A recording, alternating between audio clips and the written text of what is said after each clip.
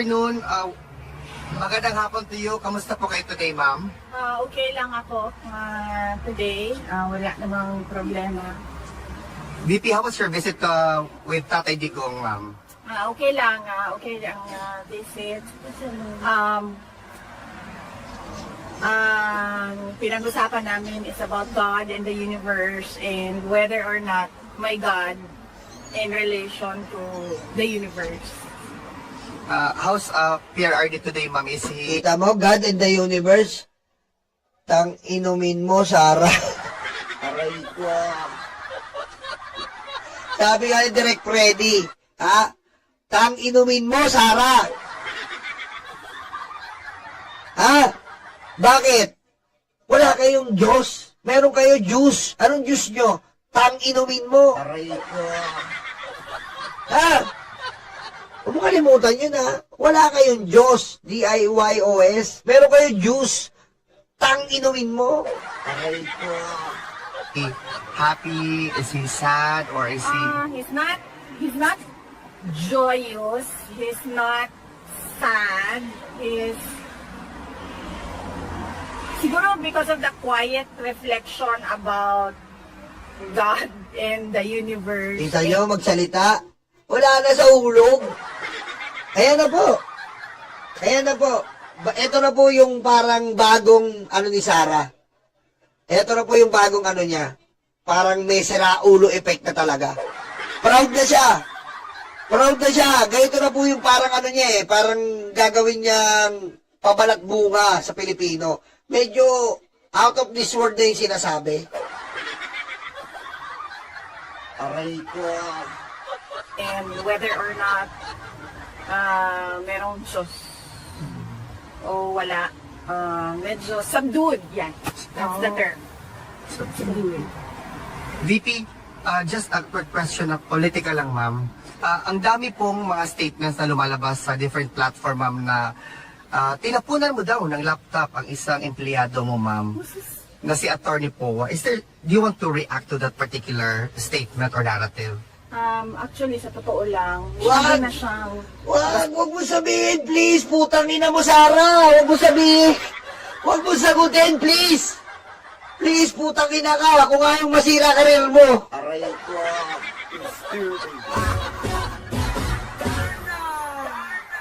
Ako na nakakiusap sa'yo, pusang ina ka. Wag mo sagutin, please. Sira karir mo, hayop ka. Please. Please. Huwag mo na sagutin, pusang ina mo! Aray ko. Aray ko.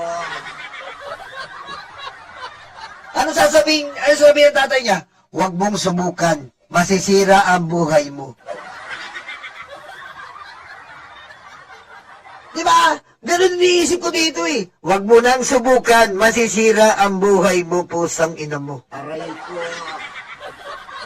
Basura ba na gossip na hindi na siya dapat pinapansin. Pero dahil tinanong mo, sagutin ko na lang, never in the history sa aking trabaho ako nagtapon ng laptop sa isang colleague or sa isang empleyado or sa isang abogado. Dahil unang-una, wala naman atang, pag nagtapon ka ng laptop or nagtapon ka ng cellphone, wala siyang benefit sa iyo. And, syempre, wala siyang benefit sa tatamaan ng laptop or cellphone. Aray ko. Wow! Tangina. Wow! Future President! Ano ba to? Aray ko. Pag tinapunan kita ng laptop, walang benefit sa akin yun. Wala din benefit sa mukha mo yun. Aray ko. Sorry po ha. Ilayo niyo muna yung mga bata dito. Kanina okay pa. Ngayon hindi ko na kaya tong kabubuhan katangahan ng kupal na Sara Duterte na to. Pag binato kita ng laptop, walang benefit sa'yo yun. Aray ko.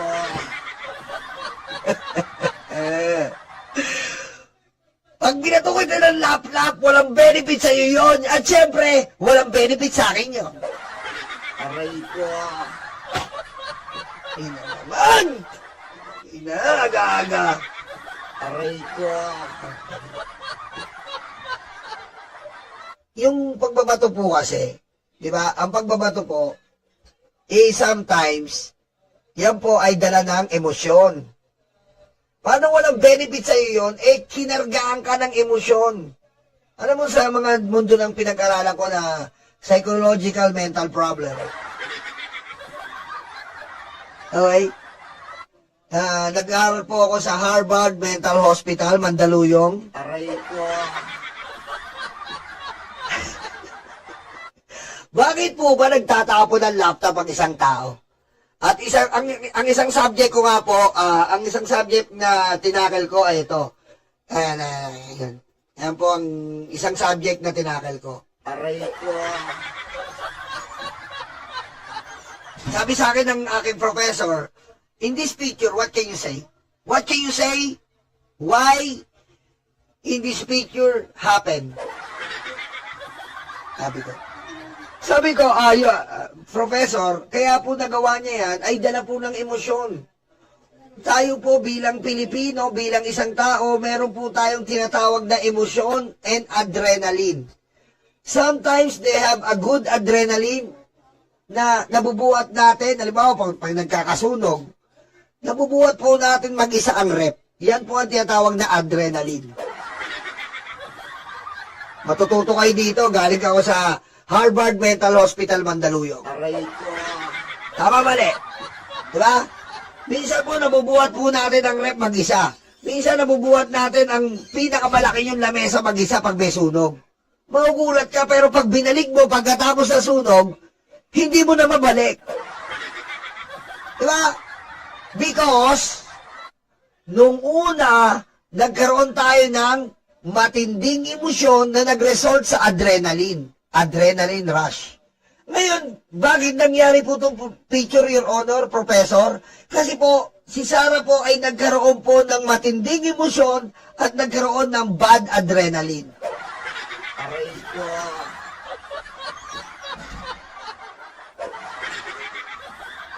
Sa tindi ng emosyon niya, sa nangyayari katarantaduhan niya, naibato niya! Naibato niya! Aray ko. Diba? Yan po ang nangyari dyan, Professor. Kita mo, ang bobo po ni Sarah. Pag binato kita, walang benefit sa'yo. Wala rin benefit sa akin. Aray ko. Bobo puta. Pangalawa, hindi ako gumagamit ng laptop kasi hindi ako marunong. Finish na! Tapos na! Aray ko.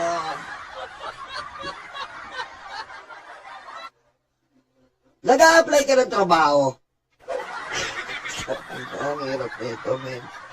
Ang hirap nito, putek. Ang hirap naman ng ganitong nire-react mo. Aray ko. Aray ko. Aray ko. Oh! Parang nahihirapan na ako, men. Para akong titratrangkasuhin sa mga sagot nitong pusang inan to. Nag-a-apply ka ng trabaho. Ito na naman ako sa example. Nag-a-apply ka ng trabaho. Kahit nga lang simpleng office. Office, nag-a-apply ka. What can you say about yourself? I'm industrious, honesty, and trustworthy. Madam, oh, okay. Do you have experience regarding computer? Of course, I can do a simple Microsoft Word, a simple typing job, and a simple printing of documents. Oh, that's good.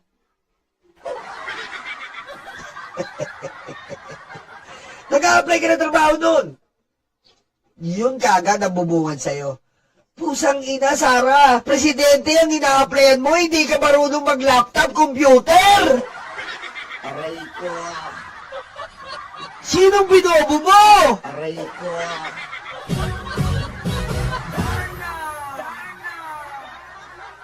Anak ko, 5 years old, nagaling sa computer, nag-Roblox, 6, 7. Aray ko.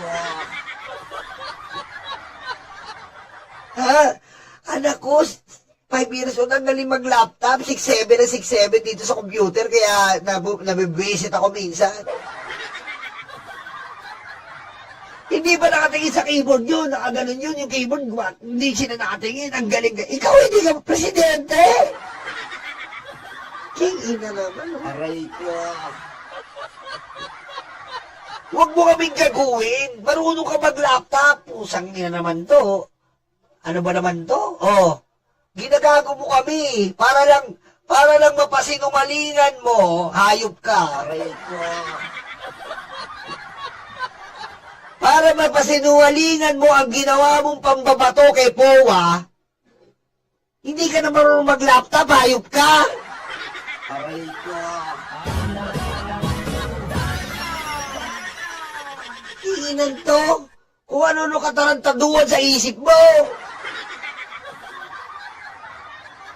Kaya ba hindi marunong mag-laptop? Tingnan mo, tanga. Aray ko. Kita niyo po ha. Lantaran po kasi ningalingan na hayop na to. Lantaran po kawalang yaan sa katawan. Kita mo, salita niya, laban sa salita niya, talagang nagbabangga. Aray ko. Hayop eh. O, diretso natin. Gumamit ng computer. Sa lahat ng mga documents, nire-rely ko lang yan sa kasamahan sa minsan nagpagamit ako ng laptop, gamit ko yon pag may Zoom meeting kasi para maganda yung image, para maganda yung image sa Zoom meeting, laptop ang ginagamit ko, hindi cellphone. Sunod ay Pusang ina, lakas ng tama talaga nito. Pusang inan to. Pusang ina talaga. yung laptop ko, personal ko siya na laptop, binili ko siya, mahal siya, and hindi ko siya itatapon basta-basta. Kasi nasisira siya. Ang ina ka eh. Hindi naman sinabi sa bahay mo, boba! Aray ko. Ang ina mo, bobo mo. Hindi naman sinabing tinapunan mo, binato mo si Powa sa bahay mo. Doon sa opisina nyo, tanga! Aray ko. Inan to, sinungaling talaga to.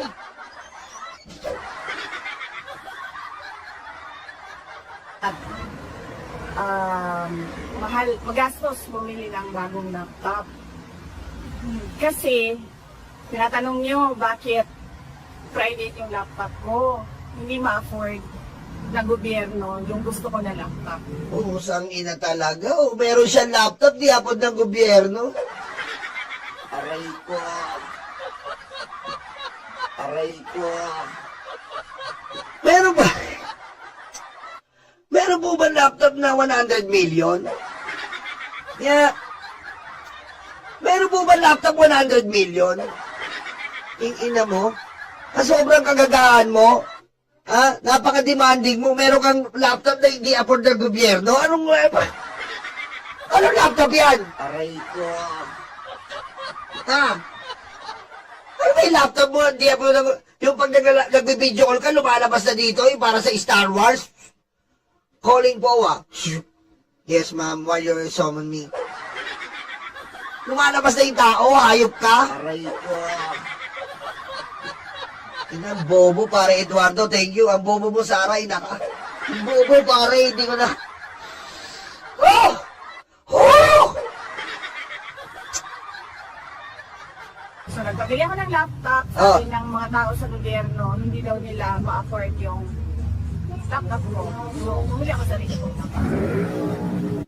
Tangin namin. Oh! Ito, bago, ito, isa pa. That's correct. VP Inday, good afternoon. Welcome back to the Duterte Street. How are you today? I am okay. Today, I received this lovely bunch of flowers from our kababayan.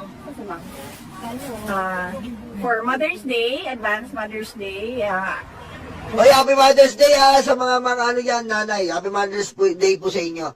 Happy Mother's Day sa mga tindakilang nanay. Shout out sa inyo Happy Mother's Day po At ipagpatuloy niyo lang po ang bunganga everyday. Aray ko.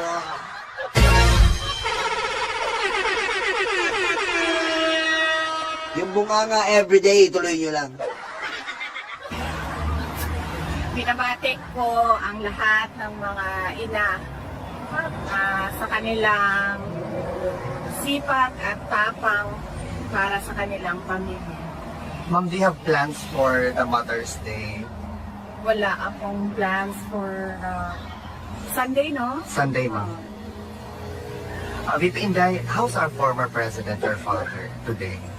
He's okay today. So, kahapon nakalimutan ko diba, tanungin sa niya kung ano yung message niya para sa inyong lahat na nandito sa Duterte Street, sa Den Haag at sa buong mundo na nagpapahayag ng suporta sa kanya at pagmamahal at pagdarasal para sa kanyang kalayaan. At sabi niya na yung nandoon siya sa loob, yun ay sakripisyo na daw. So hindi niyo daw kailangan magsakripisyo dito sa labas sa Duterte Street. Ang gawin niyo daw ay magdasal para sa bayan at para kay Bongbong Marcos. Puti, kaya na naman, nag-imbento na naman. Nag-imbento na naman ang baliw. Aray ko.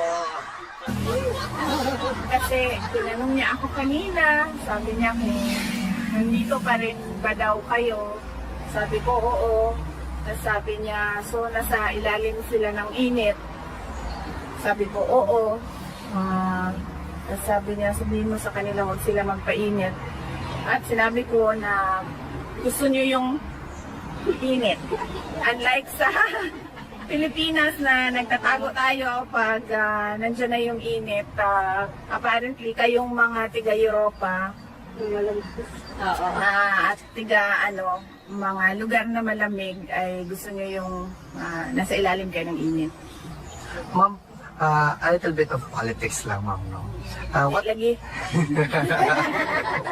What is your reaction, ma'am, to the government actually going after individuals in the name of Jay Sonsa, Ka Eric, Eloy Bugris is also part of those who are going to be subpoenaed, ma'am, with respect to them airing their, or exercising their freedom of expression.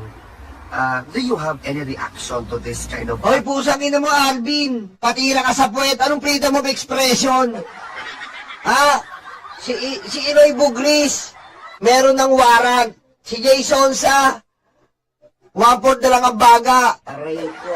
Si Mike Defensor,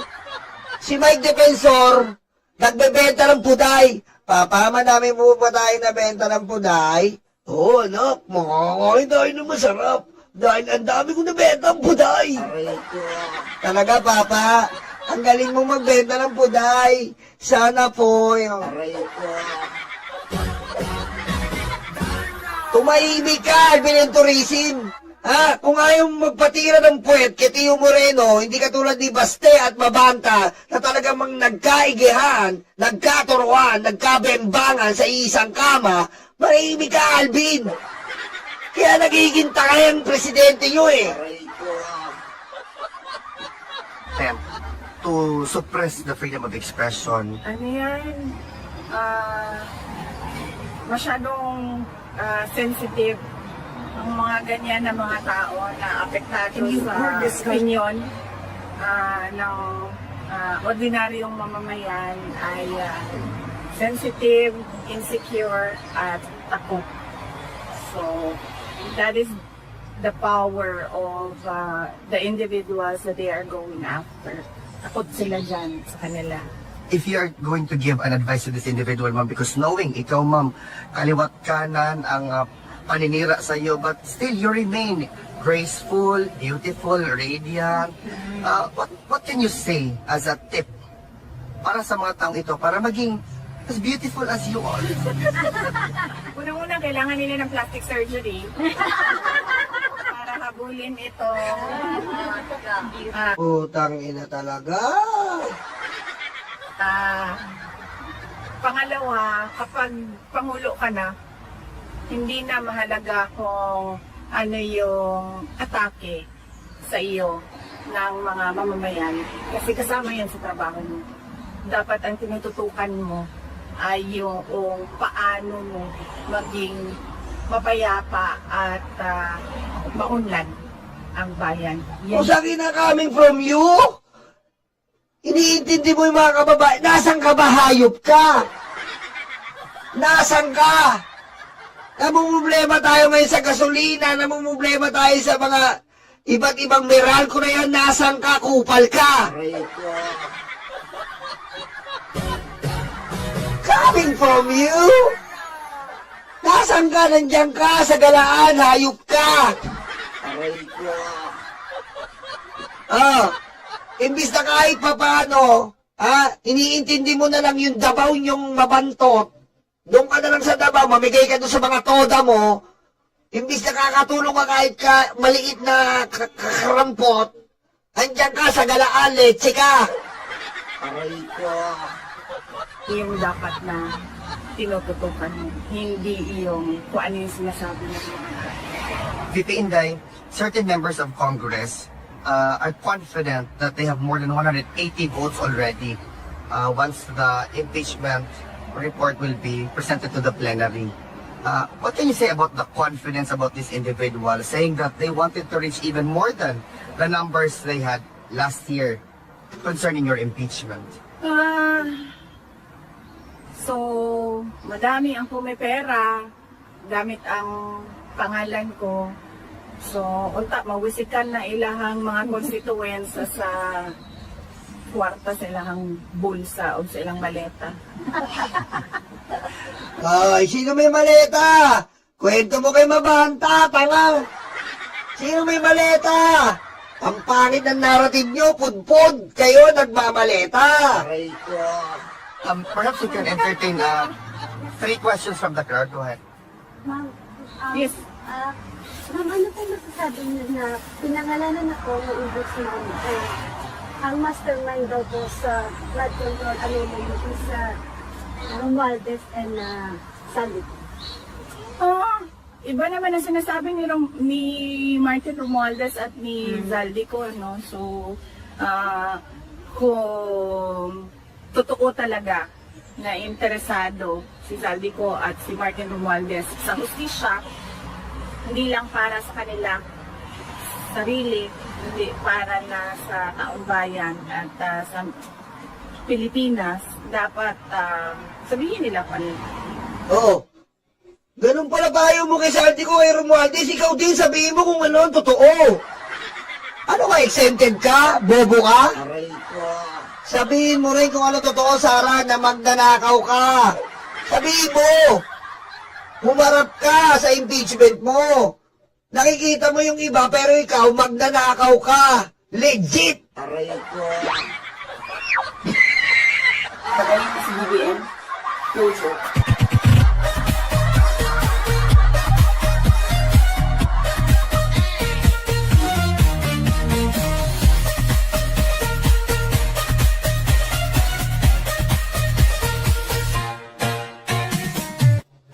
One more question. Ma'am, ang debt na po ng Pilipinas is nasa 18.49%.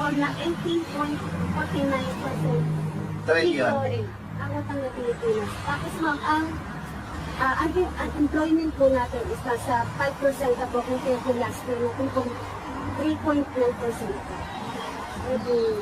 As expected, kasi hindi naman nagtatrabaho yung buong administrasyon eh. Oo, hindi ka nagtatrabaho. Siya yung pagod. Sorry, Sara, pagod na pagod ka. Aray ko. Pasensya na pagod ka, pusang ina mo ka. Aray ko. Hindi nagtatrabaho daw yung administrasyon, magkakaroon ng isang PGH, magkakaroon ng PLM. Ito, konti pa lang itong binabanggit ko, PLM Medicine, PGH sa Cavite. Wala trabaho yung administrasyon. Aray ko. lalong-lalo na ang Pangulo. Kaya nga sabi ko, Lalo na daw ang Pangulo? Ay, putik. Nakakahiya naman sa Roblox mong mukha. Sara, mahiya ka naman sa Roblox mong mukha. Kupal ka. 6'7". pag ikaw Pangulo ka na, hindi mo na iniisip kung anong sinasabi ng mga ordinaryong mamayan. Hahabulin mo pa ba yung mga nasa social media, nasa Facebook, na naglalabas ng kanilang mga Sentiment. hinaing. Yeah. Yes. Kita mo, hindi mo daw na kailangan yun. Habulin mo ba yan? Eh, pusang ina mo yung tatay mo. Sabihan mo, hinabol yung isang lalaki. Oh, anong ginawa nung taka-taka mong tatay naman niya kasi namimingir ng katulong? Pinakulong. Oh, pinakulong yung lalaki.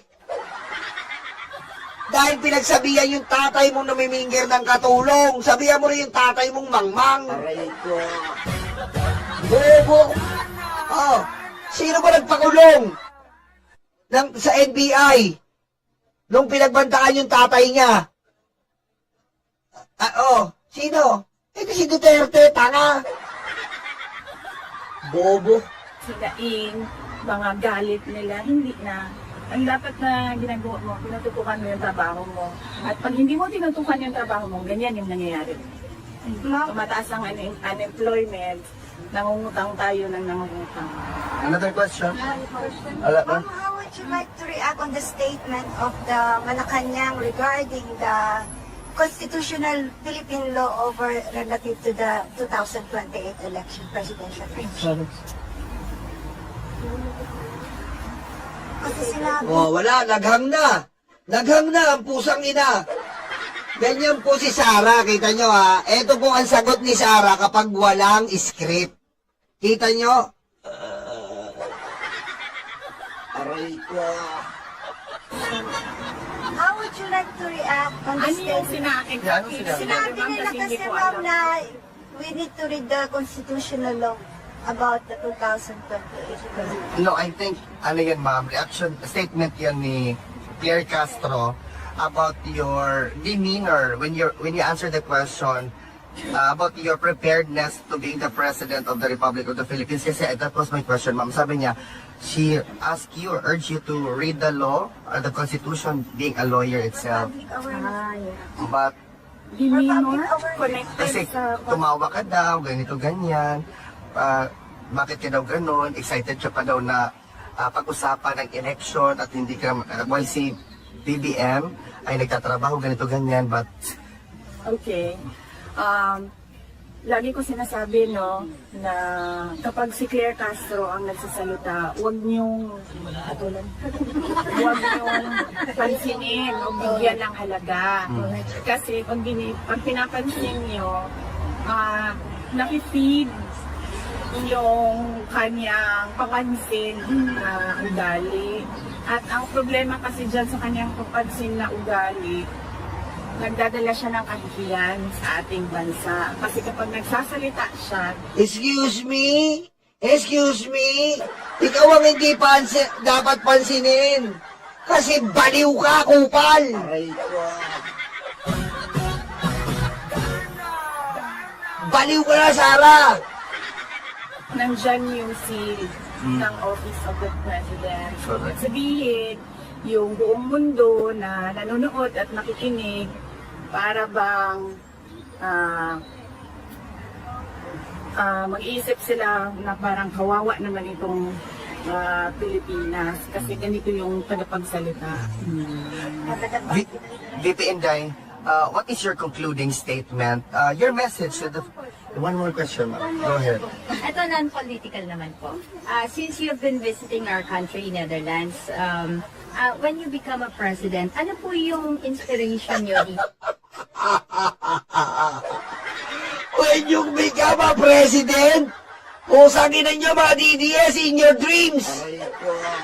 Anong when you become a president? Tarantula.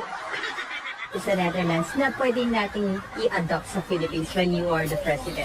Ma'am, if. When po? Hindi po if. When? Well, kung ibibigay ng Diyos yan, no, ibibigay naman niya yan. Wala nga kayong Diyos, meron juice. Tang-inumin mo! Hindi yan para sa iyo, hindi yan mangyayari. Pero kung ano yung maganda dito na nakita ko is yung transport system. Yung Mobility options. mobility ng mga tao. Na sobrang dami. Oy, Glo Caneres. Oy, maraming salamat sa inyo, no? Anak po ni Lorna Matipo. Paki-shoutout po si Ma'am Heidi.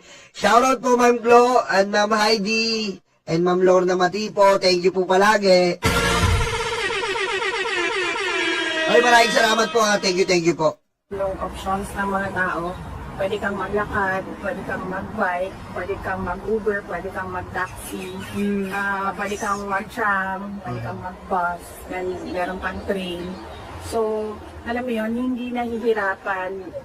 There is no difficulty in the movement of goods and people, which is very important sa commerce. Yes. Thank you, VP. Thank you. Parang ayusin yung system sa Philippines. Like, parang hindi masyadong nagastos para sa mga patients. Kasi usually, most of the OFWs would like to get there or retire. Yung problem is the healthcare, especially kung Oh, yan, sagot. 50 ka na, marami ka na nararamdaman na sakit. Oh. So, saan pa pupunta? Kaya yung filter, parang inubos lang yung pera. Oh, yes, ma'am. Yan talaga yung basic, ma'am, yung apat. Security, agriculture, infrastructure, health, saka Bobo! transportation. Bobo ka talaga, pusang ina mo! Ayan daw ang apat. Tingnan nyo, pakinggan nyo kung gaano ka bobo, ha? Oh. Inubos lang yung pera. Ano daw yung apat na importante? Kita mo, bobo talaga, oh. Talaga yung basic, ma'am, yung apat. Basic daw yung apat, importante. Security, Security, agriculture, agriculture, infrastructure, infrastructure, health. health. Wow. Security, infrastructure. Aray ko. Ang lagay mo, education. Kasi ginago mo eh. Education! Aray ko. Mas unang education. Education, health, Aray ko. pakabobo. Saka transportation. Transportation, anak ng weting, nasa infrastructure na nga yun eh. Yung infrastructure, kasama na dun yung transportation. Ang importante, education, kasi bobo ka, kita mo. Aray ko. VP Inday, what's your message to the Filipino people whose support to you will never waver? Oo, hindi naman nagbabago yung mensahe ko para sa lahat eh. Kayo sa lahat ng mga nandito, nagbiyahe, nag-absent sa trabaho, nag-change ng day off, gumastos. Grabe, no? Ganyan po kabobo si Sarah. Idol nyo.